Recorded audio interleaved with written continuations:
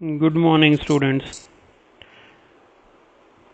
तो हम twelfth class के लिए आपका एक चैप्टर पढ़ रहे हैं, इट इज़ बायोमॉलिक्यूल्स। उसमें हम प्रोटीन्स के बारे में पढ़ रहे थे, उसके स्ट्रक्चर के बारे में पढ़ रहे थे। प्राइमरी स्ट्रक्चर हमने पढ़ा था। प्राइमरी स्ट्रक्चर क्या होता है प्रोटीन्स का? Just it is an arrangement या sequence of amino acids. Amino acids किसी एक पर्टिकुलर सीक्वेंस में ज्वाइन कर लेंगे और वो एक पर्टिकुलर टाइप का प्रोटीन, पॉलीपेप्टाइड वगैरह बनाएंगे। कोई भी चेंज अगर उसके सीक्वेंस में हो जाता है तो एक नया प्रोटीन बन जाएगा जिसकी एक नई एक्टिविटी होगी, डिफरेंट एक्टिविटी होगी। This was the primary structure. Secondary structure की बात करते हैं। क्या है ये secondary structure? The conformation which the polypeptide chains assumes as a result of hydrogen bonding is called the secondary structure of the protein. देखो, अगर एक अमाइनो एसिड जुड़ गए, एक चेन बन गई लंबी सी, फिर क्या होता है उन चेन्स के बीच में आपकी हाइड्रोजन बॉन्डिंग भी बन जाती है। चेन्स के बीच में हाइड्रोजन बॉन्डिंग बन जाती है जिसकी वजह से वो अलग कोई शेप एक्वायर कर लेते हैं। तो ऐसी conformation, the conformation which the polypeptide chain assume, ये वाली जो चेन है वो कोई ऐसी कन्फर्मेशन एज्यूम कर ले, ऐसी कन्फर्मेशन में आ जाए किसकी वजह से? हाइड्रोजन बॉन्डिंग की वजह से, उसको आप बोलते हैं secondary structure. Depending upon the size of the R groups, the following two different secondary structures are possible. तो आई थिंक आपको समझ आई सेकेंडरी स्ट्रक्चर क्या है। प्राइमरी स्ट्रक्चर क्या है? Just a sequence of amino acids, और उससे एक पॉलीपेप्टाइड बन जाता है। और उस पॉलीपेप्टाइड में अगर हाइड्रोजन बॉन्डिंग आ जाती है तो हाइड्रोजन बॉन्डिंग की वजह से वो एक पर्टिकुलर कन्फर्मेशन अटेन कर लेती है पॉलीपेप्टाइड चेन, उसको आप बोलते हैं सेकेंडरी स्ट्रक्चर। और हर अमाइनो एसिड में जो आर ग्रुप होता है उसकी बेस पे दो तरह के सेकेंडरी स्ट्रक्चर पॉसिबल होते हैं प्रोटीन में। One is called as alpha helix structure. Alpha helix किसने प्रपोज किया? लिनस पॉलिंग ने 1951 में, purely on theoretical grounds and was later on verified experimentally.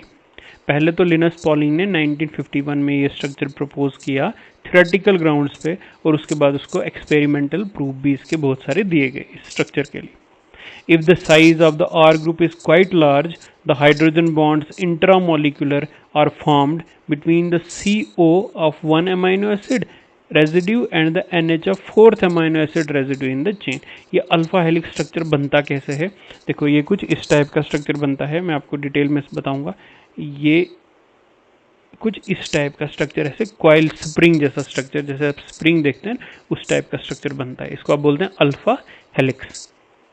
इसमें होता क्या है? एक ही मॉलिक्यूल है, ये चेन एक ही है, पॉलीपेप्टाइड चेन एक ही है, और इसी में इंट्रामॉलिक्यूलर हाइड्रोजन बॉन्डिंग बनती है।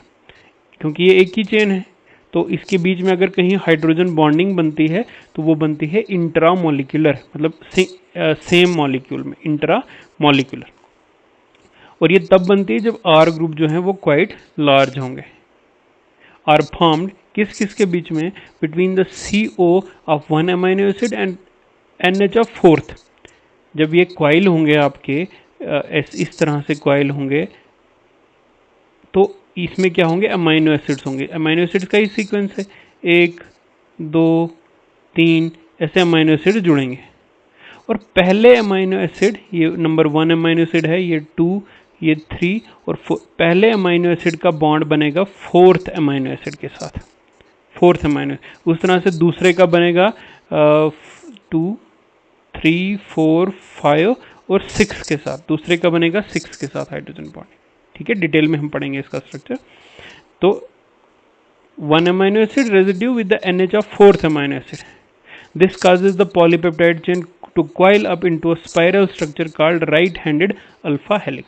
और इन हाइड्रोजन बॉन्डिंग की वजह से एक अल्फा हेलिक्स क्वाइल्ड स्ट्रक्चर जो है बन जाता है।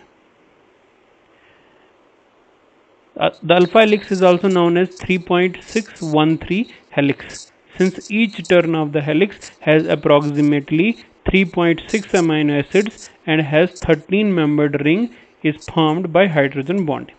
इसको आप 3.613 अमाइनो एसिड भी बोलते हैं। क्यों? क्योंकि हर एक हेलिक्स में मैंने आपको बोला कि पहला अमाइनो एसिड दूसरा, तीसरा और फोर्थ के साथ जुड़ता है। पहले और फोर्थ में जो है वो हाइड्रोजन बॉन्डिंग होती, तो बीच में आपके जो है वो लगभग 3.6 अमाइनो एसिड्स पड़ते हैं बीच में, और 3.6 13 क्यों बोला? 13 इसलिए बोला क्योंकि इस हाइड्रोजन बॉन्ड के बनने की वजह से एक रिंग बनती है, वो डिटेल में आपने नहीं पढ़नी है, बट एक रिंग बनती है जो 13 मेंबर्ड रिंग होती है, इसलिए इसका नाम पड़ा है 3.613 helix. The pitch or the distance between the two successive turns is 54 picometre. और जब ये टर्न मारेगी ऐसे ऐसे, ये इन दो टर्न, ये वाला और ये वाला टर्न, इसके बीच का जो डिस्टेंस होगा वो आपका 54 पिकोमीटर होगा। तो ये आपका जस्ट स्ट्रक्चर के बारे में थोड़ा सा।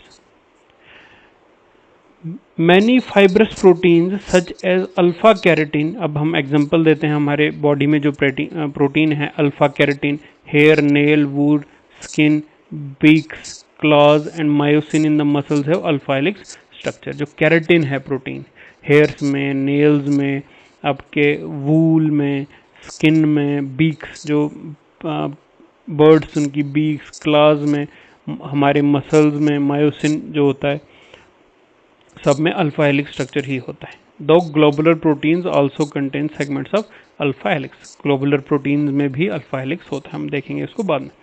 Because of the helical structure human hair fibres are stretchable and elastic to small extent.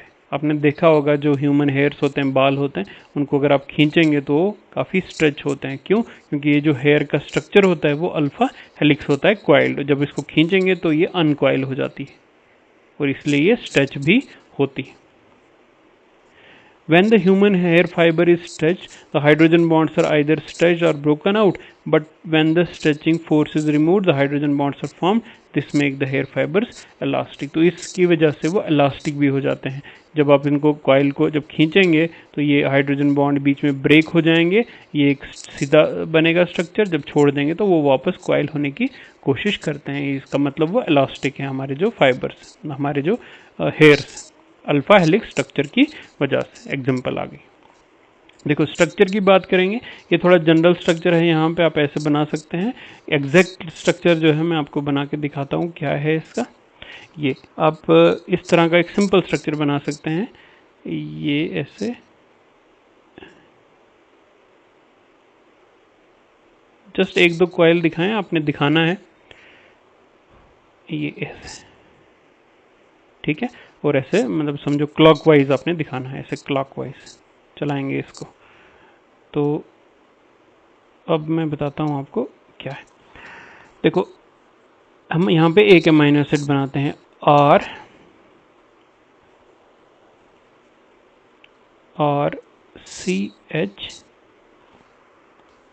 उसके बाद देखो CO और NH। NH को आप ऊपर की तरफ रखेंगे, और यहाँ थोड़ी सी जगह नहीं, NH आप ऊपर की साइड लिखेंगे। ये एक अमाइनो एसिड आ गया।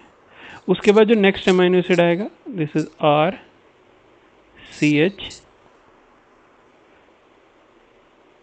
C डबल बॉन्ड O, और आगे चल के NH। NH का बॉन्ड ऊपर की तरफ बनाएंगे, दूसरा अमाइनो एसिड आ गया है।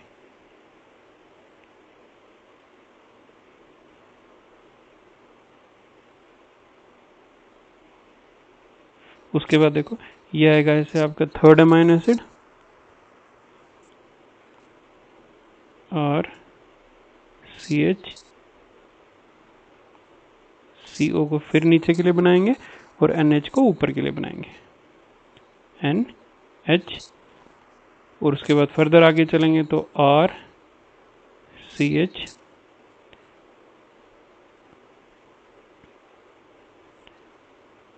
CO, NH,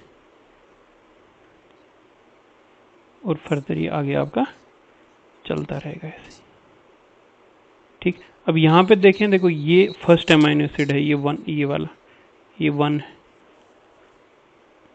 उसके बाद ये दूसरा अमाइनो एसिड है, ये तीसरा अमाइनो एसिड है, और ये चौथा अमाइनो एसिड। तो पहले का CO, फर्स्ट का CO और देखो पहले का CO और फोर्थ का NH के बीच में बॉन्डिंग हो रही है। ठीक है, आप इस वीडियो को रिपीट करके देखेंगे तो आपका स्ट्रक्चर जो है वो बना सकते हैं आप आराम से। चलो मैं आपको एक सिंगल कॉइल दिखाता हूँ इसकी। एक मान लो ये है आपका RCHCONH, ये एक आपका अमीनो एसिड आ गया।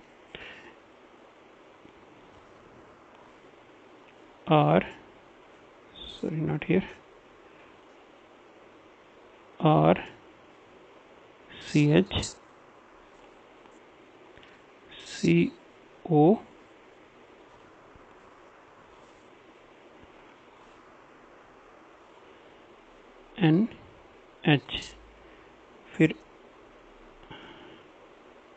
RCHCONH और फिर RCHCO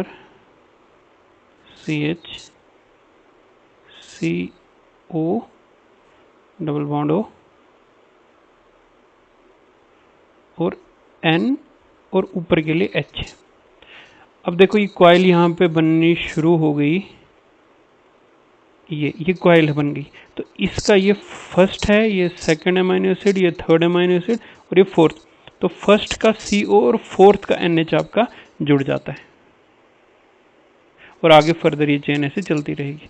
और आपने देखना ये है कि जो आप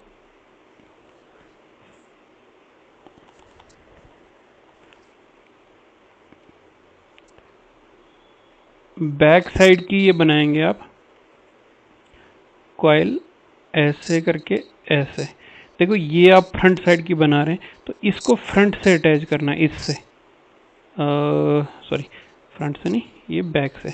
ये वाली बैक वाली है तो इसको बैक वाली से ही अटैच करना है। और ये फ्रंट है, जब ये फ्रंट आएगी ऐसे तो इस फ्रंट को इसकी फ्रंट वाली से अटैच करना है। उतना बड़ा स्ट्रक्चर बनाने की ज़रूरत नहीं है, आपने एक कॉइल भी बताएंगे जो ये वाला मैंने आपको बता दिया, ये वाला स्ट्रक्चर भी आप बता पाएंगे तो इतना काफ़ी है आपका सेकेंडरी स्ट्रक्चर। नेक्स्ट आप ऐसे ही कॉइल आगे दिखा देंगे एक coil. So this is the secondary structure, this is alpha helix structure. और ये किस किस में होता है? अल्फा कैरेटिन जो आपके हेयर नेल वगैरह में होता है। नेक्स्ट जो सेकेंडरी स्ट्रक्चर है इसको आप बोलते हैं beta pleated sheet, beta pleated sheet structure. ये आपका बीटा प्लीटेड शीट स्ट्रक्चर है, अब नाम ही है इसका sheet, pleated sheet. This structure was also proposed by Linus Pauling in 1951। ये भी लिनस पॉलिंग ने ही प्रपोज किया 1951 में। In this conformation, the polypeptide chain lies side by side in a zigzag manner with alternate R groups on the same side situated at the fixed distance apart. क्या मतलब है इसका? इसमें क्या होता है, मान लो एक ये पॉलीपेप्टाइड चेन है ऐसे, दूसरी पॉलीपेप्टाइड सॉरी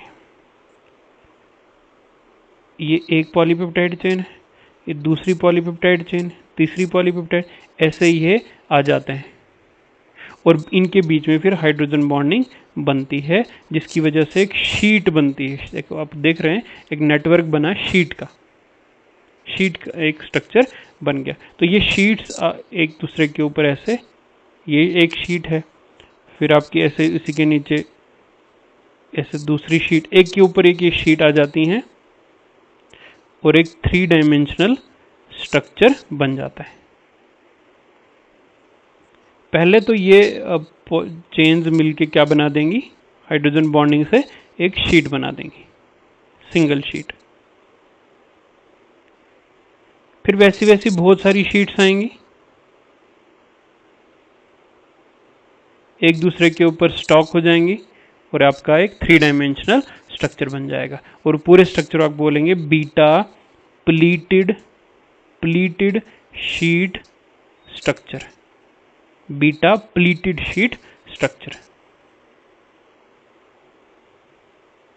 देखते हैं किसने दिया ये, लिनस पॉलिंग ने ही 1951 में। In this conformation, the polypeptide chains lie side by side in a zigzag manner with alternate R groups on the same side situated at the fixed distances apart. क्या मतलब है इसका? और इनका अमाइनो एसिड के level पे देखते हैं. Two such neighboring polypeptide chains are held together by intermolecular hydrogen bonding. अब देखो ये एक चेन है, ये दूसरी चेन. अल्फा हेलिक्स में क्या था? एक ही पॉलीपेप्टाइड चेन थी, इसलिए हाइड्रोजन बॉन्डिंग थी इंट्रामोलिकुलर.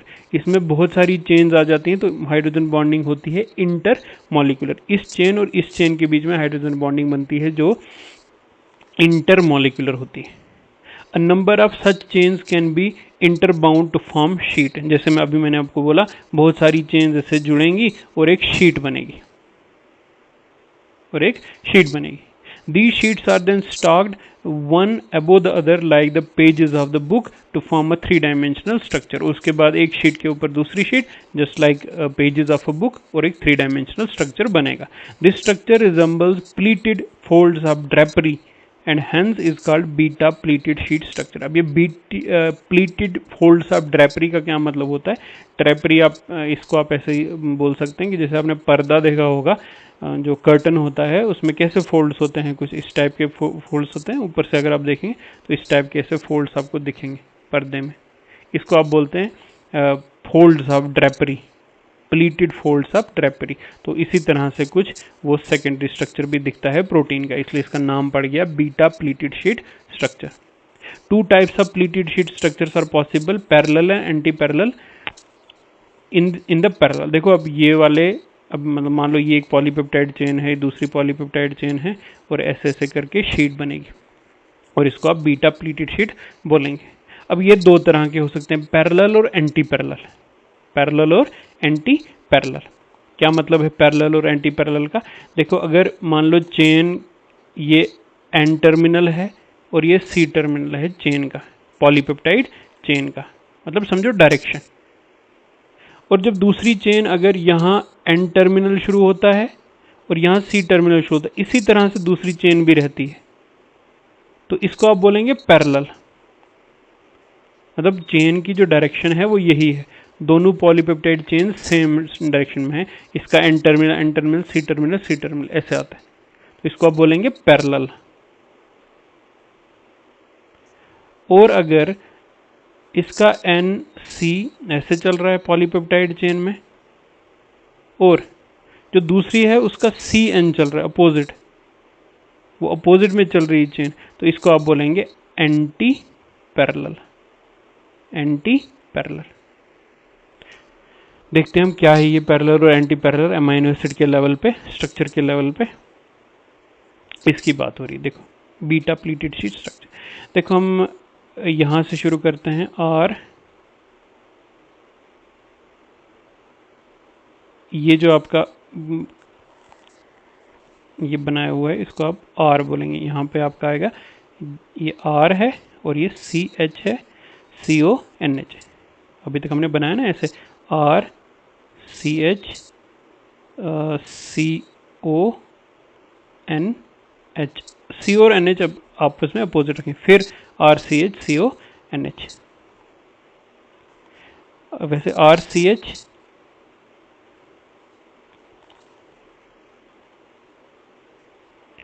देखो इसमें क्या है, ये इसका एन टर्मिनल है और ये सी टर्मिनल है. इसके नीचे जो चेन है इसका ये सी टर्मिनल है और ये वाला एन टर्मिनल है, इसका मतलब ये एंटी पैरेलल है. और इसके नीचे देखो ये सी टर्मिनल है तो ये भी सी टर्मिनल ही है, और ये एन है तो ये भी एन है, इसका मतलब ये क्या है? पैरेलल. तो ये शीट जो हैं वो पैरेलल में भी आ सकती हैं और एंटी पैरेलल में भी आ सकती हैं. दो तरह की प्लीटेड शीट बनेगी. और ये एंटी पैरेलल में क्या होगा? देखो ये है आर ग्रुप नीचे, यहाँ भी आर ग्रुप नीचे, यहाँ आर ग्रुप ऊपर, अपोजिट आ जाएगा आर ग्रुप. और इसमें क्या होगा? आर, जैसे यहाँ आर ग्रुप ऊपर तो यहाँ भी आर ग्रुप ऊपर ही आएगा.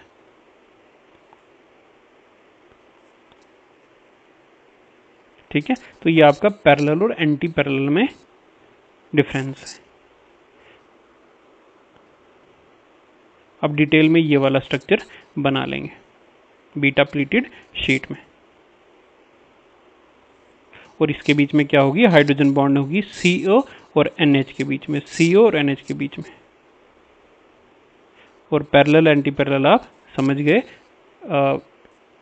इनके टर्मिनल की बेस पे। So this is the secondary structure of protein. All the polypeptide chains run in the same direction, parallel की बात हो रही है। In other words N termini are aligned head to head. Parallel में N terminal और N terminal साथ साथ में होंगे और एंटी पैरेलल में एन टर्मिनल और दूसरे का सी टर्मिनल होगा। In the anti parallel the polypeptide chains run alternatively in the opposite directions, और एक चेन इधर जा रही होगी तो दूसरी चेन इधर जा रही होगी। मतलब अगर ये NC होगा तो दूसरा यहाँ से NC होगा एंटी पैरेलल में। That is, n termini are aligned head to tail and n terminus of one chain and C terminus of another chain are on the same side। मतलब एक का N और दूसरे का C। बीटा कैरोटीन अभी हमने पीछे पढ़ा। Beta carotene in the protein present in nails, scales, claws and shells of the reptile has parallel beta pleated sheet structure, while the silk protein fibrin has anti-parallel beta pleated sheet structure. Beta carotene हमने पीछे भी पढ़ा, तो beta carotene hairs में वहाँ पे जो है अल्फा हेलिक्स स्ट्रक्चर हो सकता है। यहाँ पे अगर नेल्स की बात करें, स्केल्स, क्लॉज, शेल्स की बात करें, ये भी बीटा कैरोटीन ही है। वो आपका स्ट्रक्चर जो था वो क्या था, अल्फा कैरोटीन। क्या था, अल्फा कैरोटीन, नाम ही है अल्फा कैरोटीन, तो अल्फा हेलिक्स स्ट्रक्चर होगा। और यहाँ पे क्या है, बीटा कैरोटीन। कहाँ, नेल्स, स्केल्स, क्लॉज और शेल्स में बीटा कैरोटीन, इसलिए इसका स्ट्रक्चर है बीटा। उसका पैरेलल होता है। और अगर सिल्क की बात करें, तो सिल्क आपका फाइबर होता है, सिल्क प्रोटीन जो होता है फाइब्राइन, उसमें आपका एंटी पैरेलल होता है। जो बीटा कैरोटीन है उसमें पैरेलल, और जो आपका फाइब्राइन है सिल्क में, उसका एंटी पैरेलल स्ट्रक्चर होगा। It is important to remember that a protein may or may not have the same secondary structure throughout its length. Secondary structure is a local structure. Some parts may have alpha helix structure while the others may have beta pleated sheet structure. अब हम बोलें कि कोई protein है तो उसमें pleated sheet structure है तो वही होगा, ज़रूरी नहीं है। कोई प्रोटीन होगा उसमें हो सकता है पहले अल्फा कैरोटीन हो, बीच में कहीं बीटा कैरोटीन शुरू हो जाए। मतलब अल्फा हेलिक्स स्ट्रक्चर हो और आगे चल के उसमें बीटा शीट स्ट्रक्चर आ जाए। तो ये कोई फिक्स नहीं है, सेकेंडरी स्ट्रक्चर वेरी करता है, अल्फा भी हो सकता है और बीटा भी हो सकता है। Some parts of the chain may even have no secondary structure at all, such structure less part is called random coil. और कभी कभी जैसे मान लो अल्फा हेलिक्स स्ट्रक्चर में होगा, फिर शीट स्ट्रक्चर आ जाएगा, और कभी कभी हो सकता है कोई स्ट्रक्चर ही ना हो उसमें प्रोटीन में, तो इस तरह के जो स्ट्रक्चर को आप बोलेंगे रैंडम कॉइल स्ट्रक्चर बोलेंगे। ठीक है, तो this is all about the secondary structure of the protein. तो इसमें आपने पढ़ा अल्फा हेलिक्स और बीटा प्लीटेड शीट। दोनों स्ट्रक्चर किसने दिए, लिनस पॉलिंग ने 1951 में। अल्फा हेलिक्स में क्या है, एक हेलिकल कॉइल है जिसमें फर्स्ट अमाइनो एसिड की और फोर्थ अमाइनो एसिड की हाइड्रोजन बॉन्डिंग होती है, 3.613 भी बोलते हैं इसको। और ये अल्फा कैरोटीन में होती है, जो हेयर्स में मेनली आप याद रखेंगे। और जो आपका बीटा प्लीटेड शीट स्ट्रक्चर है उसमें पैरेलल और एंटी पैरेलल शीट्स होती हैं, इंटरमॉलिक्यूलर हाइड्रोजन बॉन्डिंग की वजह से बनती है। इंटरमॉलिक्यूलर हाइड्रोजन बॉन्डिंग की वजह से बनती है, पैरेलल और एंटी पैरेलल शीट्स होती है। बीटा कैरोटीन इसकी एग्जांपल है, जो नेल्स और क्लॉज वगैरह में होती है, और सिल्क फाइब्राइन में जो आपका पैरेलल में होती है। सो दिस इज ऑल अबाउट। और कभी कभी ज़रूरी नहीं है कि सेम स्ट्रक्चर हो, कभी कभी प्रोटीन में अल्फा हेलिक्स हो सकता है और अचानक से उसमें सेकेंडरी स्ट्रक्चर आ जाए बीटा प्लीटेड शीट, और हो सकता है उसमें कोई स्ट्रक्चर अरेंजमेंट हो ही नहीं, जिसको आप रैंडम कॉइल भी बोलते हैं। सो this is the secondary structure of protein. इस वीडियो में इतना ही।